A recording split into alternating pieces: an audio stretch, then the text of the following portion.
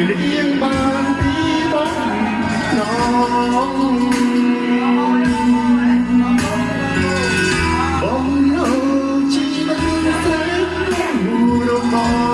ងមិនយូរតែនួនអងបងនឹងវិលមករកស្រី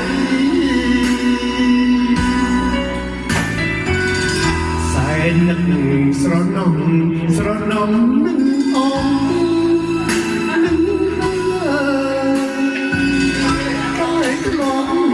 កាយរួមពីសម័យ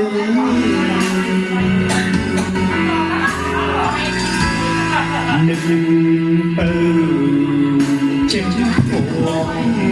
គ្មានតអតីក្នុងគ្នាលោកីគ្មានស្រីស្មើ